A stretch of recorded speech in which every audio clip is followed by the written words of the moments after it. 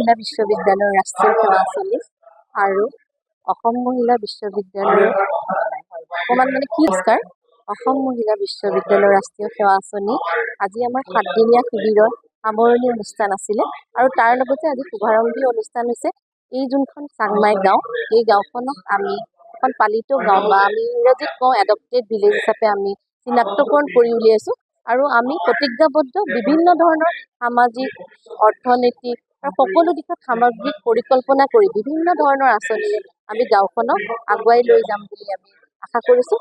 ইয়াত আমাৰ বিভিন্ন ছাত্ৰীসকল আছে আৰু এই ছাত্ৰীসকলে বিভিন্ন ধৰণে গাঁওবাসীৰ লগত জড়িত হৈ সমাজক আগবঢ়াই লৈ যাব। আমাৰ ইয়াৰ এটাই অৰ্থ হৈছে যে আমি বিশ্ববিদ্যালয়ৰ মাজতে আমাৰ জ্ঞানৰ পৰিসৰ আবদ্ধ নাৰাখি আমি সমাজৰ পোহৰৰ কাৰণে আগবঢ়াই লৈ যোৱাৰ আৰু তাৰ উদ্দেশ্য কৰি আমি বিভিন্ন ধৰণৰ আঁচনি আমি ইয়াত ৰূপায়ণ কৰিম। ইতিমধ্যে আমাৰ এক বিশেষ আঁচনি জ্ঞান বন্ধু আঁচনি আমি ইয়াত প্ৰয়োগ কৰিলোঁ আৰু তাৰ কাৰ্যকৰী হিচাপে আমি বিভিন্ন ধৰণৰ অনুষ্ঠান তেওঁলোকৰ লগত এতিয়া কৰিবলৈ আমাৰ ছাত্ৰীসকল আৰু তেওঁলোকৰ যোনখিনি বিদ্যালয় আমাৰ লগত জড়িত হ'ব।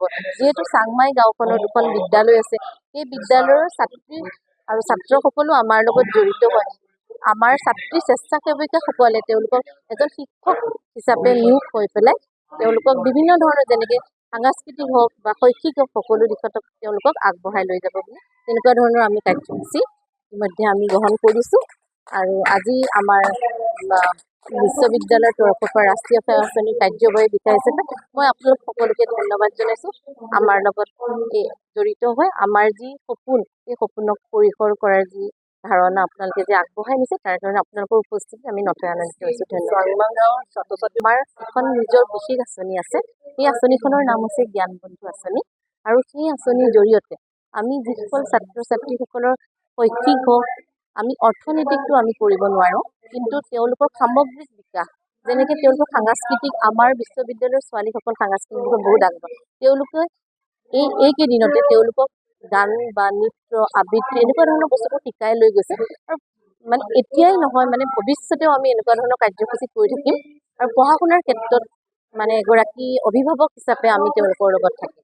সেইটোৱে আমাৰ বিশেষ পদক্ষেপ হ'ব। শৈক্ষিক, সামাজিক সমগ্ৰ বিকাশত আমাৰ লগতে সমানে তেওঁলোকক হাতত হাতে আগবঢ়াই লৈ যায়। মহিলা বিশ্ববিদ্যালয়ৰ ৰাষ্ট্ৰীয় সেৱা আঁচনি আৰু অসম মহিলা বিশ্ববিদ্যালয়ৰ অকণমান নমস্কাৰ। অসম মহিলা বিশ্ববিদ্যালয়ৰ ৰাষ্ট্ৰীয় সেৱা আঁচনি আজি আমাৰ 7 দিনীয়া শিবিৰৰ সামৰণি অনুষ্ঠান আছিলে আৰু তাৰ লগতে আজি শুভাৰম্ভী অনুষ্ঠান হৈছে। এই যোনখন চাংমাই গাঁও, এই গাঁওখনক আমি এখন পালিত গাঁও বা আমি ইংৰাজীত কওঁ এডপ্টেড ভিলেজ হিচাপে আমি চিনাক্তকৰণ কৰি উলিয়াইছোঁ আৰু আমি প্ৰতিজ্ঞাবদ্ধ বিভিন্ন ধৰণৰ সামাজিক, অৰ্থনৈতিক আৰু সকলো দিশত সামগ্ৰিক পৰিকল্পনা কৰি বিভিন্ন ধৰণৰ আঁচনিৰে আমি গাঁওখনক আগুৱাই লৈ যাম বুলি আমি আশা কৰিছোঁ। ইয়াত আমাৰ বিভিন্ন ছাত্ৰীসকল আছে আৰু এই ছাত্ৰীসকলে বিভিন্ন ধৰণে গাঁওবাসীৰ লগত জড়িত হৈ সমাজক আগবঢ়াই লৈ যাব।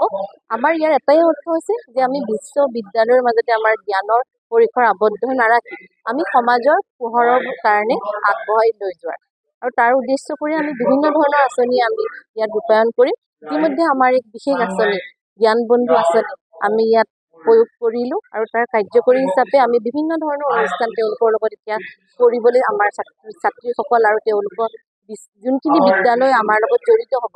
যিহেতু চাংমাই গাঁওখনৰ 2খন বিদ্যালয় আছে, সেই বিদ্যালয়ৰ ছাত্ৰী আৰু ছাত্ৰসকলো আমাৰ লগত জড়িত হয়। আমাৰ ছাত্ৰী স্বেচ্ছাসেৱিকাসকলে তেওঁলোকক এজন শিক্ষক হিচাপে নিয়োগ হৈ পেলাই তেওঁলোকক বিভিন্ন ধৰণৰ যেনেকৈ সাংস্কৃতিক হওক বা শৈক্ষিক হওক সকলো দিশত তেওঁলোকক আগবঢ়াই লৈ যাব বুলি তেনেকুৱা ধৰণৰ আমি কাৰ্যসূচী ইতিমধ্যে আমি গ্ৰহণ কৰিছোঁ। আৰু আজি আমাৰ বিশ্ববিদ্যালয়ৰ তৰফৰ পৰা ৰাষ্ট্ৰীয় সেৱা আঁচনিৰ কাৰ্যবাহী বিষয়া হিচাপে মই আপোনালোক সকলোকে ধন্যবাদ জনাইছোঁ। আমাৰ লগত জড়িত হৈ আমাৰ যি সপোন, এই সপোনক পৰিসৰ কৰাৰ যি ধাৰণা আপোনালোকে যে আগবঢ়াই নিছে তাৰ কাৰণে আপোনালোকৰ উপস্থিতিত আমি নথৈ আনন্দিত হৈছোঁ। ধন্যবাদ।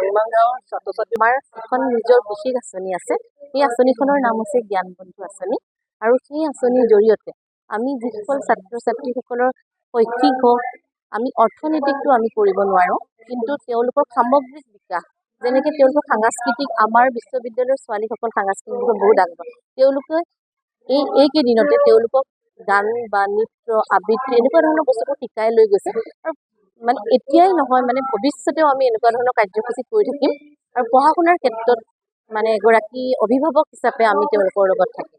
সেইটোৱে আমাৰ বিশেষ পদক্ষেপ হ'ব। শৈক্ষিক সামাজিক সমগ্ৰ বিকাশত আমাৰ লগতে সমানে তেওঁলোককো হাতত হাতে আগবঢ়াই লৈ যায়। যিকোনো খবৰৰ বাবে যোগাযোগ কৰক আমাৰ এই নম্বৰত 9181 307 2221।